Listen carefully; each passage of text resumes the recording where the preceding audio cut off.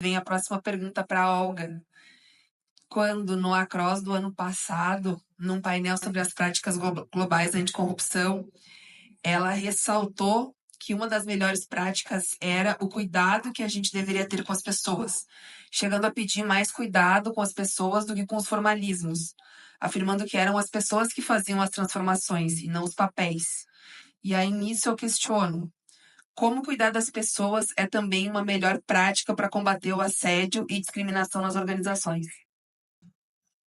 Boa tarde a todos.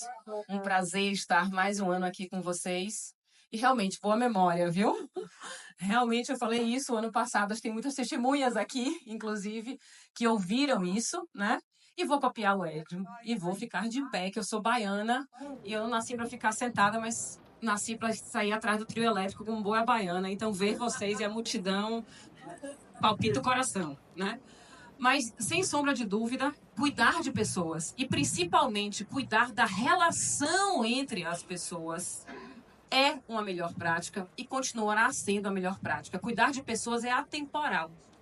Quando a gente tem ambientes onde as pessoas são cuidadas, né, são respeitadas, a gente vai encontrar, né, com muita facilidade, criatividade, colaboração, né, confiança, né, compartilhamento, ou seja, todos os elementos que tornam um ambiente que a gente vive em sociedade, não só das organizações, né, mas qualquer ambiente que a gente vive em sociedade, um ambiente saudável. E quando a gente não encontra, né, criatividade, colaboração, companheirismo, né, inovação, a gente pode estar se deparando com ambientes tóxicos, ambientes não saudáveis, onde o assédio, a discriminação, muitas vezes imperam, né, ou fazem parte mais frequente do que a gente imagina.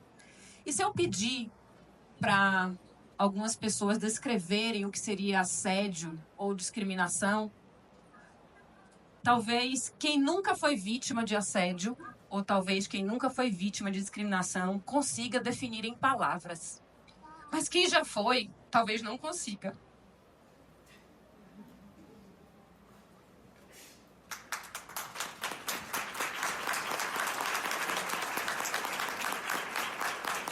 Não estava discutindo isso. Talvez não consiga.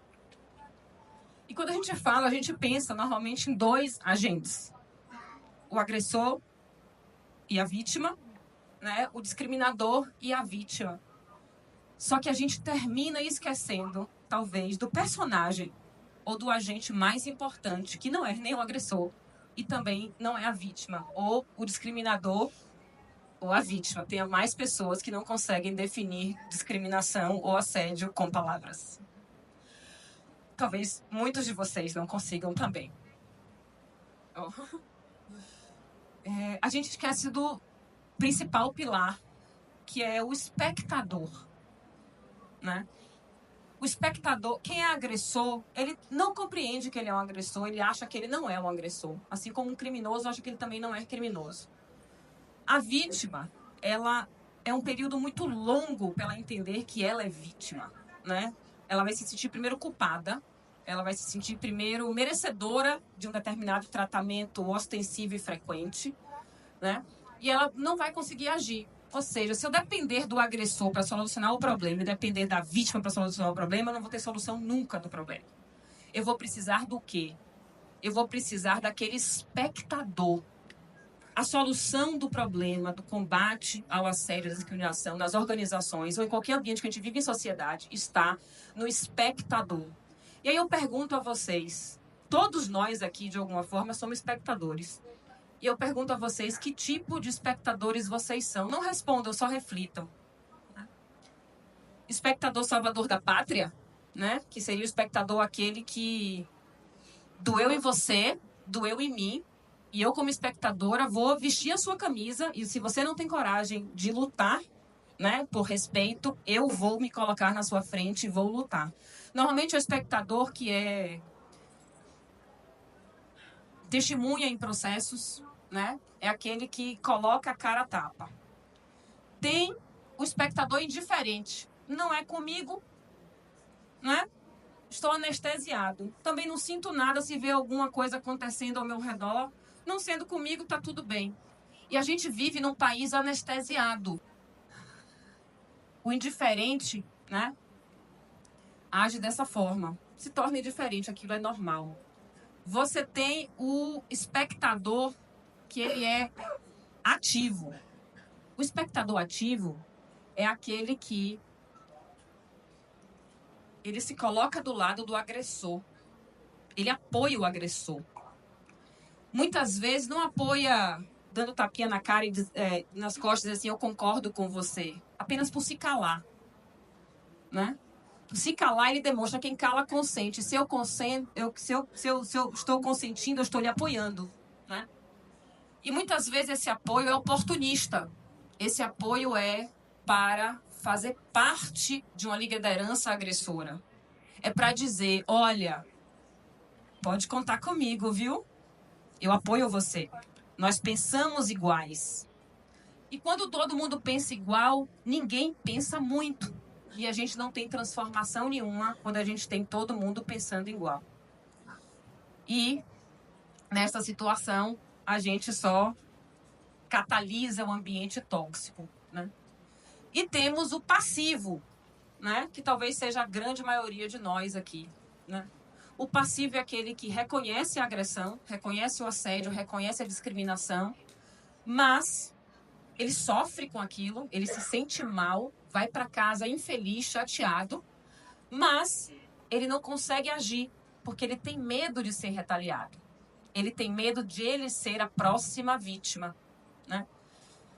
E aí reflitam, né, dentro dessas 4 categorias de espectadores, quais seriam a que vocês mais gostariam de estar para causar transformações no ambiente onde vocês estão? O salvador da pátria, o ativo, o passivo ou o indiferente? A agressão, ela não corrói só o ambiente que a gente está vivendo. Ela causa danos, né, à saúde física e mental, muitas vezes irreversíveis, né? E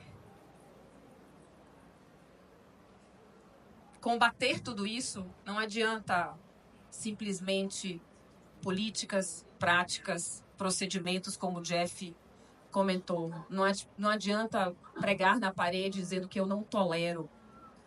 A gente precisa muito mais do que formalismos, né? Como eu falei no ano passado para a corrupção, a gente precisa de ação, né? Ao menor exemplo, ao menor indício de qualquer conduta que não seja respeitosa, né? Antes que beire, né, o assédio, saibam os caminhos de dizer não e parar. Porque assim como a cultura de integridade, ela é gradativa, ninguém vira a chave, acorda tóxico e levanta íntegro, né? A cultura de toxicidade, né, ela também é gradativa, né?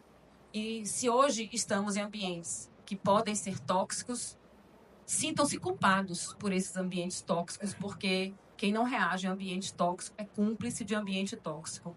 Então, saibam dizer não, saibam levantar a mão e saibam reportar, né?